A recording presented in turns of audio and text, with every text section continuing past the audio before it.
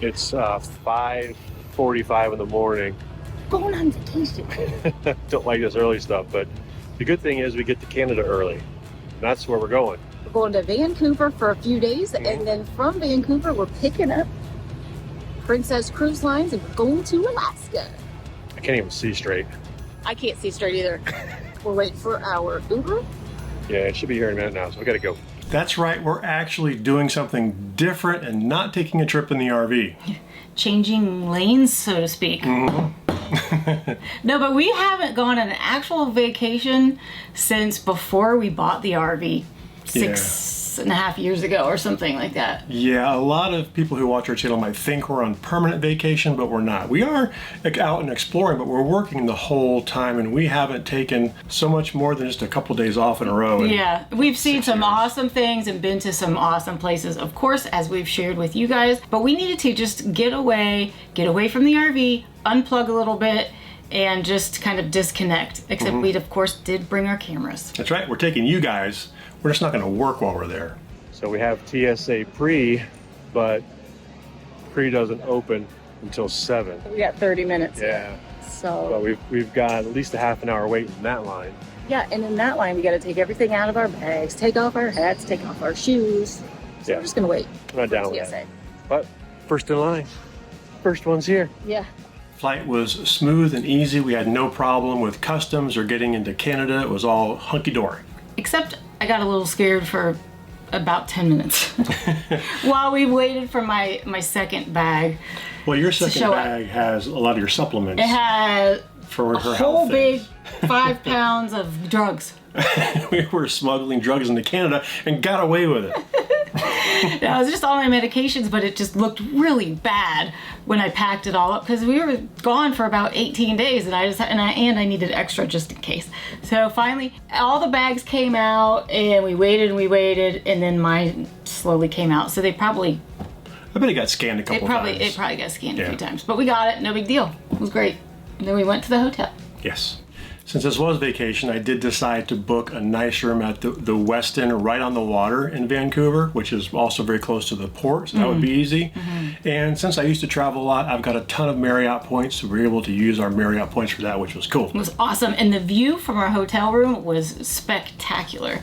And while we waited for our room to be ready for us, we did get some lunch, or I don't even know what time it was. It could have been dinner, I don't know. We were jet lagged. Yeah, and so we sat in the restaurant and got some food and waited for our room until we could check in. So on the menu, do they call eggs Benedict? Do they say it just comes with bacon instead of Canadian bacon? Just exploring.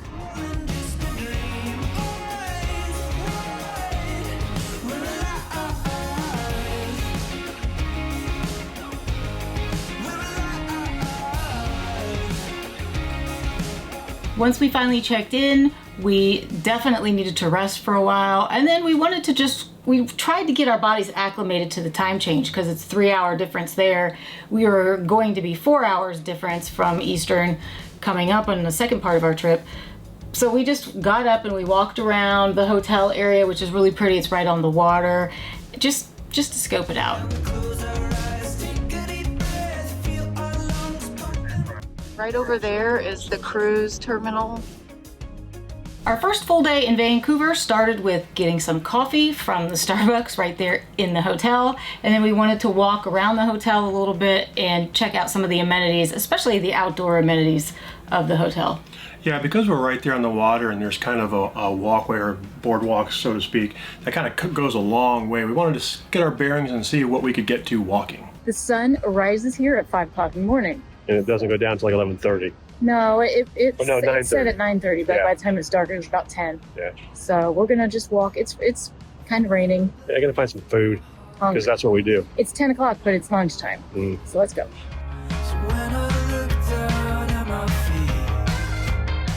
So we just walked along the water. We went by Cole Harbor Marina.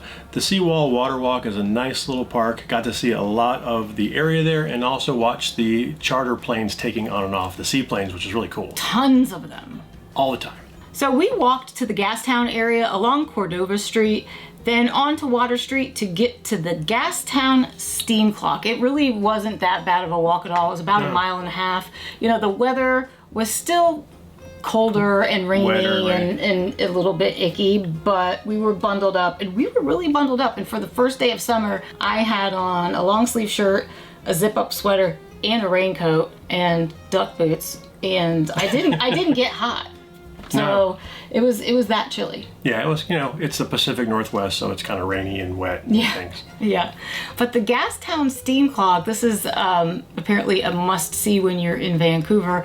It was pretty cool. It's very unique, and it's something that is built because of the underground pipes, the steam pipes that heat a lot of the city. Yeah, they've I got guess. it integral to the infrastructure there, I guess, is the steam. I think that's in some other large cities too, but yeah, it's kind of neat they use that for heating.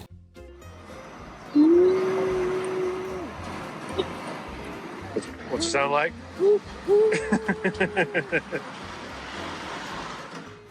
It's got to go off now, right?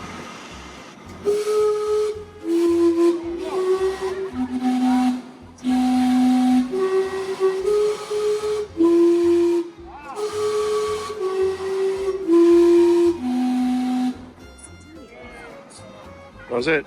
This clock was actually only built in the 70s, although it looks like a much older clock. Looks It like was- it's from like 1800s or yeah, something. yeah, it was built in the 70s. So when we got there, a bunch of people were waiting around because every quarter hour, the steam and the whistles go off.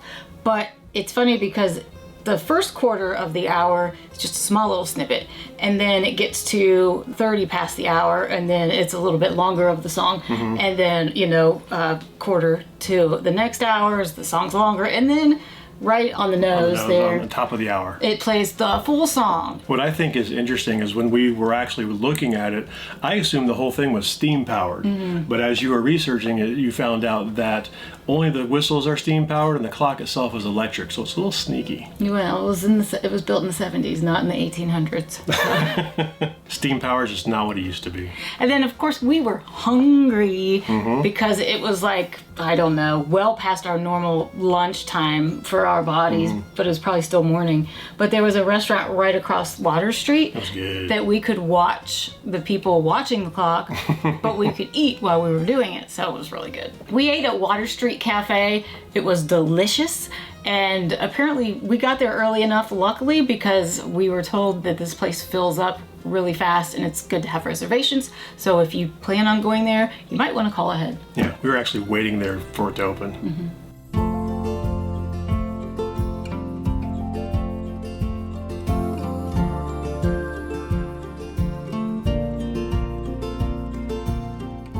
So we just walked around after that just to see what we could see. We definitely wanted to walk down to see where our cruise was departing from. Yeah, because it's it's all right there. So it was kind of exciting to see the port and see some people that were arriving and departing and going on the cruise, because this is a whole cruise ship terminal area. And so it was exciting. It was still, the weather was still cruddy at that time. So we decided after that we just walked back to the hotel. We did a lot of walking that first part of the day.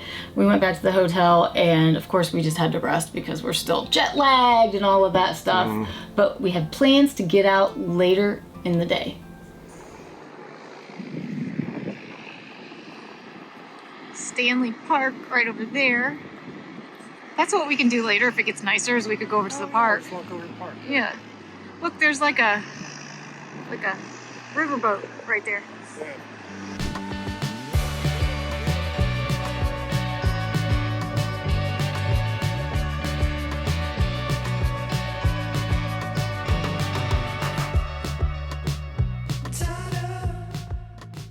We're walking again. It's nice out now, though. Yeah, so it's so much better than it was the first part of the day. It's still, where are you going? Thermal gum away. He just took off running. It scared the crap out of me. If I wasn't holding my phone, I might have followed him. We're walking to Stanley Park. It's supposedly a well-known park. I've never heard of it until I started looking. You can see it right there. Oh, well, Lots of trees. we're going right now. We'll show you when we get there. We're walking along. And we see horses over here in a carriage kind of thing. Chad Might spotted be him. a tour, so we're going to check that out. Yeah, they might take us through the whole park, which is good because we've already walked a few miles today. And I think to see the whole park is another few. Yeah, might as well let a horse do that walking. Yeah, There should be a 2-horsepower cart. let's go check it out. Well, we'd already put probably, we'd probably already walked at least 5 miles, and then we had another mile almost to get back. So we were like, well, yeah, let's just let the horses take us. Yeah, and it was a good decision. Our tour guide was great. Drove all over the park because it was, like she said, very large. So it is almost 1,000 acres, this park, and this hour-long tour only gave us a glimpse of part of the park. So the park is so big and there's so many trails and different things that even this hour-long tour, we couldn't see a lot of it. So he did take us along, I don't know, the outer loop of it, and pointed out different things as we went along, and it was just a beautiful, unexpected way to see Stanley Park. It's not super cheap. It's $68 Canadian per adult, which is I think roughly about $50 US per person. But it's vacation, and I don't know if in just our regular travels if we would have spent that much, but this is vacation. So we like these kind of things. If you followed us for a while, we like the trolley tours and things like that. And you learn a lot too that way. Yeah, you just get to sit there and hang out. So like Chad said, we had a tour guide who professionally narrates the tour the entire time, and he took us by some highlights being Dead Man's Island, Vancouver Harbor, Lionsgate Bridge, which we go across the next day, a coastal red cedar forest, and also we made a few stops. One of the stops was at the totem poles. We also saw a statue, which is a girl in the wetsuit statue, and the SS Empress of Japan figurehead and the Rose Garden, which was my favorite. We'll show you the Rose Garden in a little bit. One of my favorite facts about the park is it's named after the same Stanley that the Stanley Cup is named after. I don't know his whole name. Stanley. That we hold, however near, however far, I'll take your love wherever we are.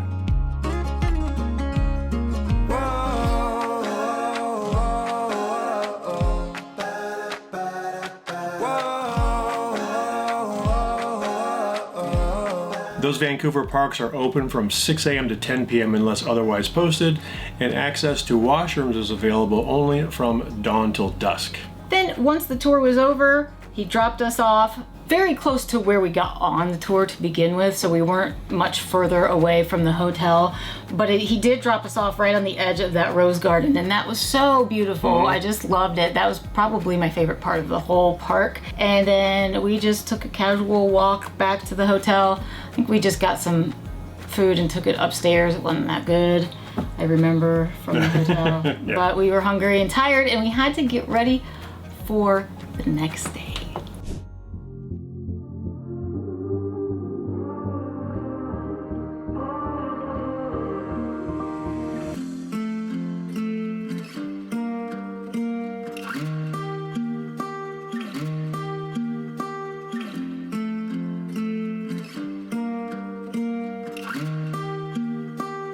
So the next day we had plans to go to the Capilano Suspension Bridge Park. Yes, it's not just a suspension bridge, but it's a whole complex with a lot of neat things to do. And we just hopped in an Uber. We got an awesome Uber driver. He was so full of knowledge and super friendly and lots of fun, and just gave us a lot of insight about the area and the traffic. We went over the Lionsgate Bridge that we mentioned we saw from a distance in Stanley Park, so that was cool. And fun fact, the Lions refers to some twin mountain peaks that it kind of heads towards as you head north out of Vancouver. Yeah. Good memory. Yeah. When we got there was quite a line to buy tickets at the entry. There are many different attractions throughout this park. The main one, of course, being the 450-foot Capilano Suspension Bridge. That thing was built in 1889. Thankfully, they've made some improvements since 1889, because it used to be suspended with like hemp rope and cedar planks. Cedar planks. I mean, it felt like it was still hemp rope and cedar planks. Yeah, that thing moves quite a bit. Sure shakes a lot, huh? I don't even know if I like this. No, I'm not sure I like this. It's a bit wobbly. this thing comes crashing down. We'll have a good thumbnail. Oh, Chad, we won't be able to make a thumbnail. Okay. Somebody will make a thumbnail. Even you don't really like it that much. We're almost there. Almost. You know, if that kind of height things freaks you out, you're probably not going to like this. So we've been on, we've done a lot of things up high in the sky, right? Like the hang gliding and zip lining. That stuff doesn't bother us. But when we got onto this bridge, it was a lot shakier. And it wasn't just a little bit of movement. It was like, it was like this. And it truly kind of kicked in some vertigo for me. I mean, it was just packed full of people. So the bridge I didn't really care for that much, but the views from the bridge were fantastic. Amazing. The views were great. And then once you get to the other side of that bridge is where the remainder of the attractions really are. Some of our favorite parts were over on that side as well. Yeah, so if you're not willing to do the bridge, you can't see any of it because the bridge takes you to all of their stuff. Well, before the bridge is the general store and like the gift shop, and the restaurant is there, and so there's a few things, but really the best stuff is on the other side. The bridge is 230 feet, which is 70 meters for those Canadians, above the Capilano River. If you put the Statue of Liberty in the canyon, the bridge would reach just to the Statue of Liberty's shoulder. That was a lot shakier than I expected. To me, it was mushy. Yeah. I felt mushy. Yeah, it was. Because every time I'd step, it'd go down. Yeah. So it was a little trickier than I expected. The height of it didn't really bug me at all, but the wobbliness did. Yeah. And then we mentioned that when you get across the bridge, you'll find a lot of other amenities, one of which is a snack bar called the Cabin, which we had to hit up ASAP because Chad was hungry. Hangry. He's always hungry.